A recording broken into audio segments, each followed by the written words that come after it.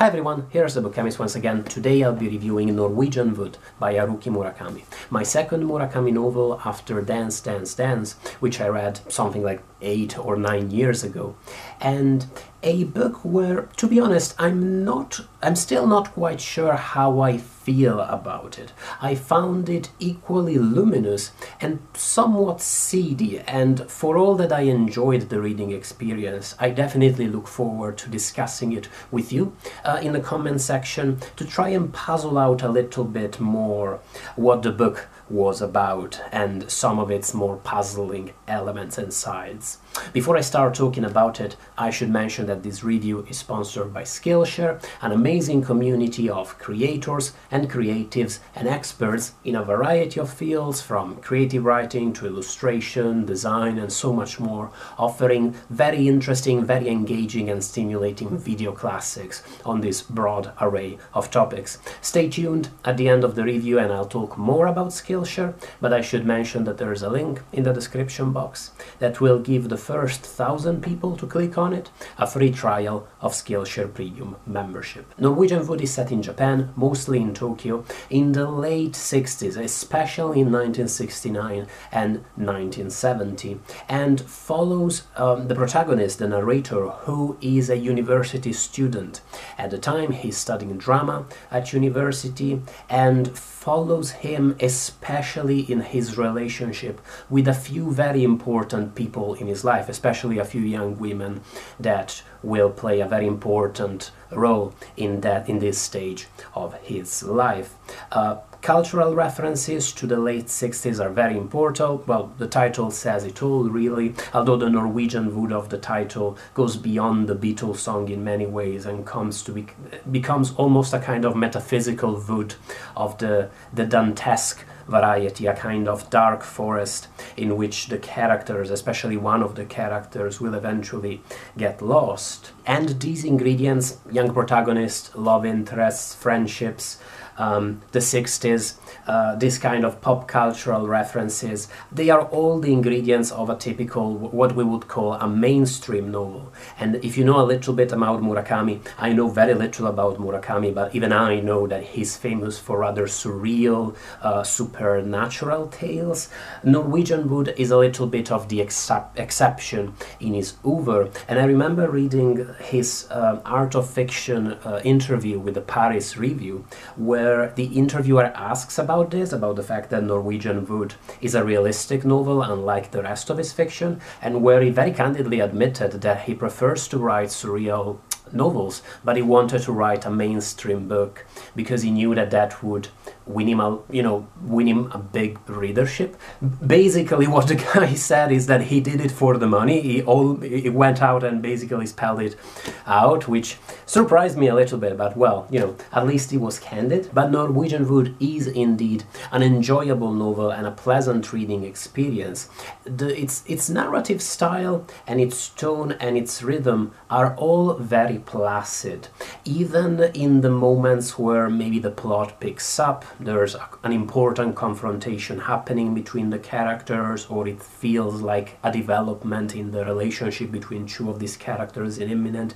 Even in those points, the plot and the style is all very slow and cool, but in a way that's mellow rather than frosty.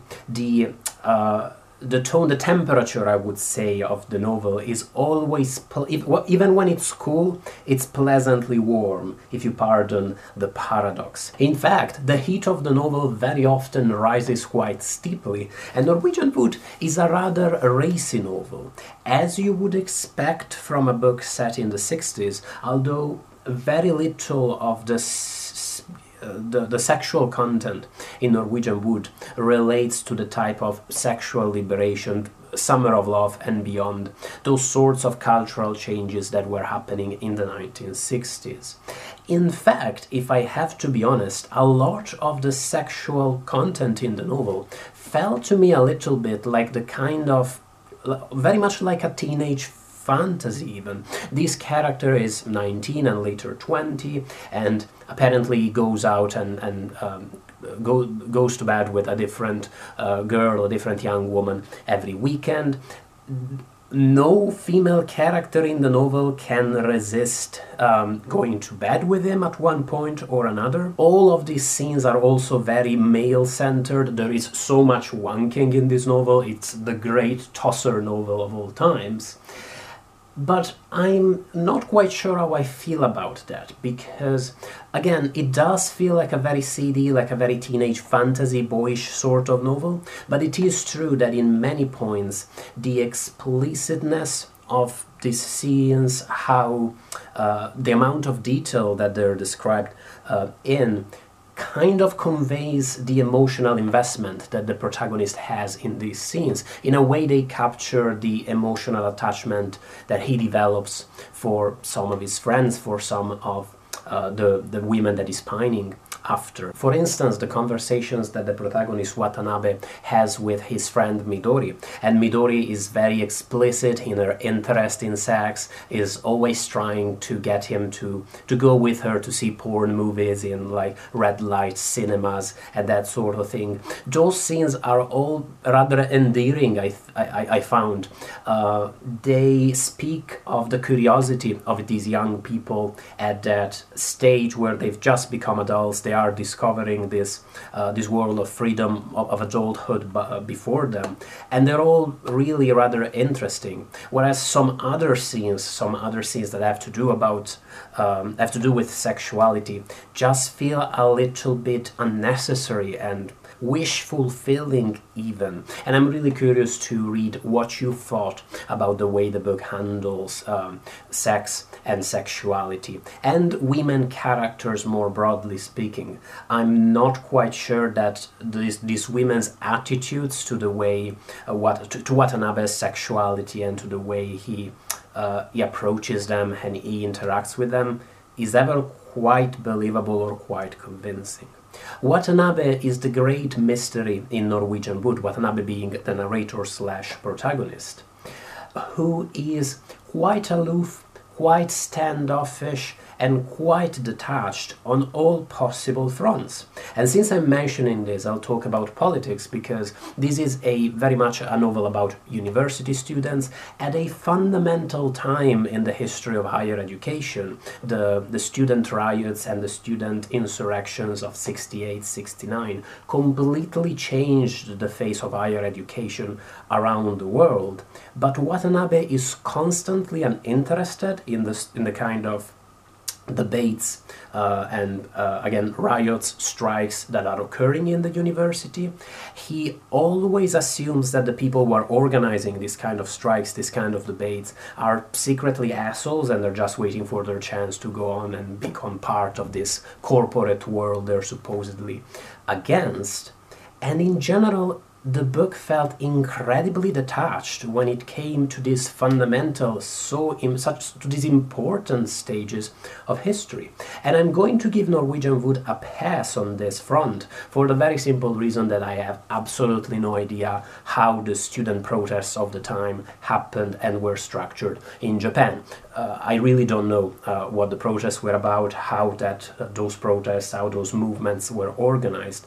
But I would say that the same novel, reading about the same attitude from a Western perspective, if this novel had been set in anywhere in the Western world, I would find it extremely repulsive. Not because the character has to be politically involved or has to become a revolutionary hero. I cared nothing about politics when I was 19. All I cared about were video games and books to a lesser extent.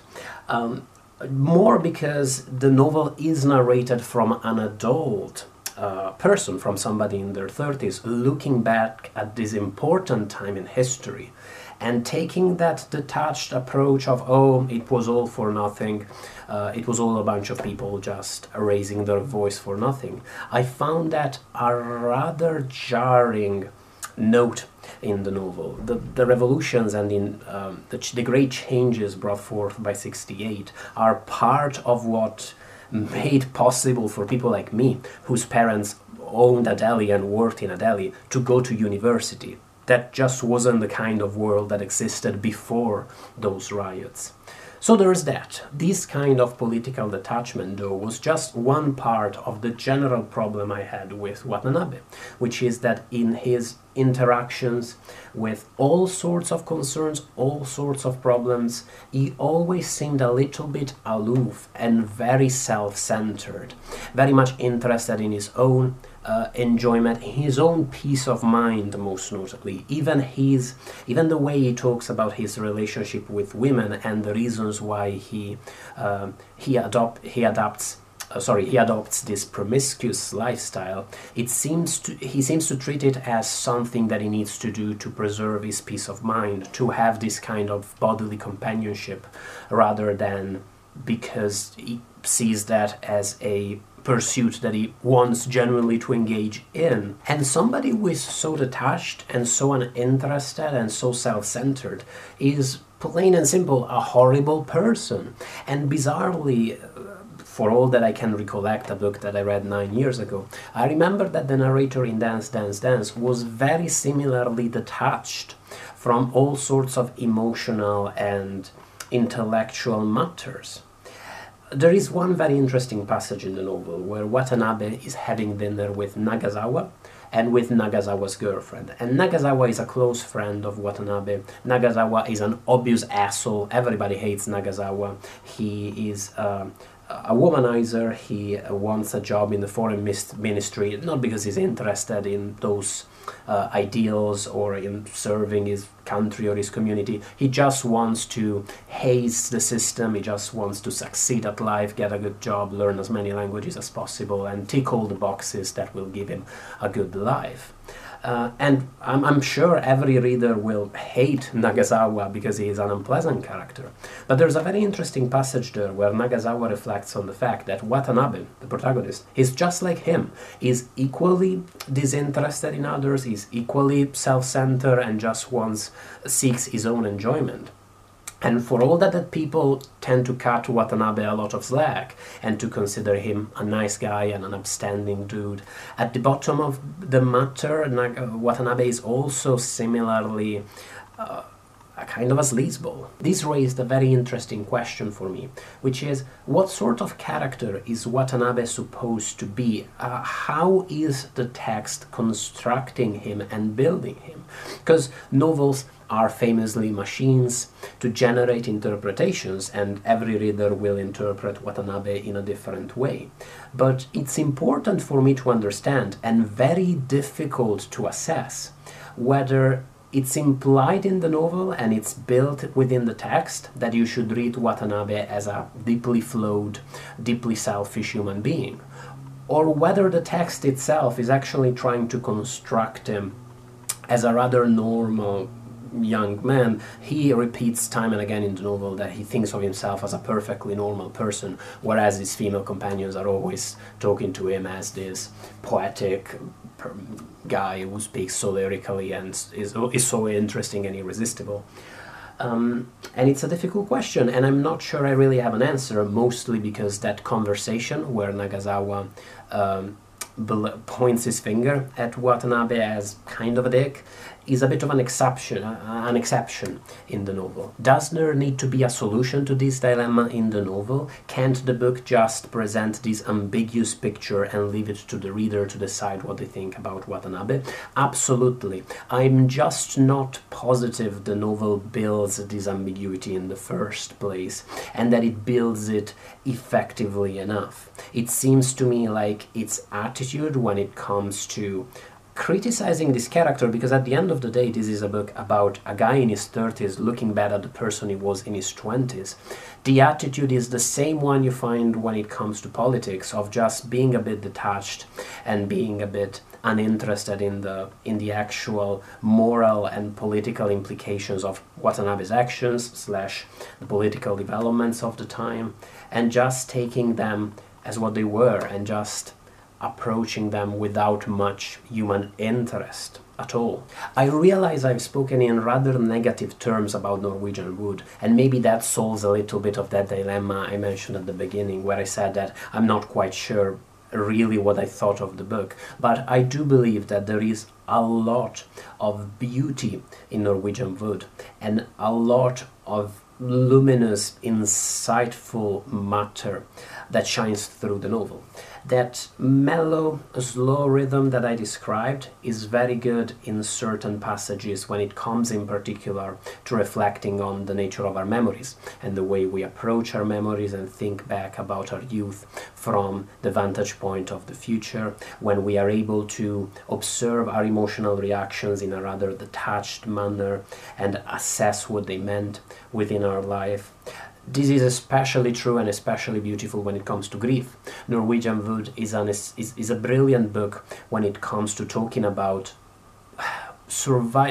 what it means to be a survivor, mainly what it means to carry on living when people who were very close to you couldn't and didn't survive. Survivor's guilt is one of the elements, one of the things that's discussed in the book, but more broadly speaking, the plight of people that have to carry on living is analyzed in very beautiful and very humane terms throughout the novel. These luminous elements and this beauty and this insight just doesn't go together that well, I found, with the rather teenage boyish fantasies that take up a lot of the rest of the novel.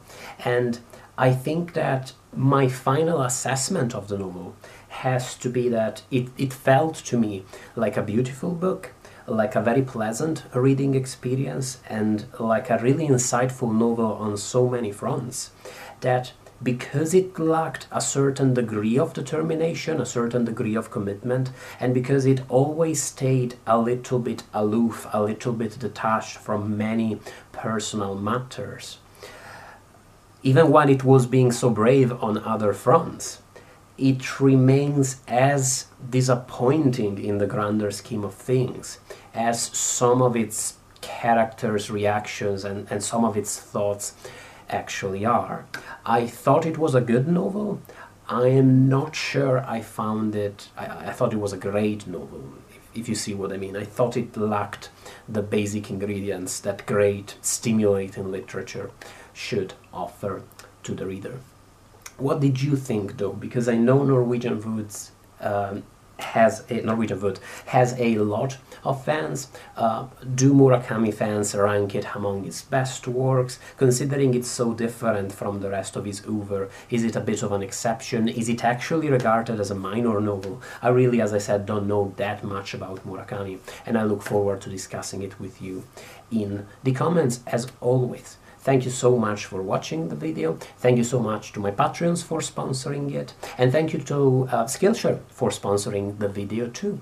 As I mentioned, Skillshare is an excellent website offering a variety of video classes that are organized and structured in short video clips so that you can enjoy and take these classes at your own pace. You can watch an entire class, maybe when you have half an hour free, or you can just watch a couple of clips every afternoon or every evening and develop your skills in a specific area, or try your hand with a new hobby and a new passion at your own pace. A class that I really enjoyed recently was called Watercolor in the Woods by Rosalie Hazlett. It was flagged last week because of Earth Day, and it's a beautiful class on how to create watercolors based on your observations of nature. And as somebody who can't really draw at all beyond basic sketches, it's the kind of stimulating class that abounds on Skillshare, which makes it basically makes something that looks really complicated and really advanced accessible even to absolute beginners. And it's quite contagious. Rosalie is quite contagious in transmitting you her enthusiasm for this craft and this passion for this form of art and for the contact with nature that comes from engaging in this sort of illustration. Do check out that link in the description box, which will give the first 1,000 people to click on it a free trial of Skillshare premium membership. Even beyond the trial, Skillshare is very cheap. An annual subscription is less than $10 a month. I highly recommend you check the website out. Thank you so much as always for watching, and bye everyone.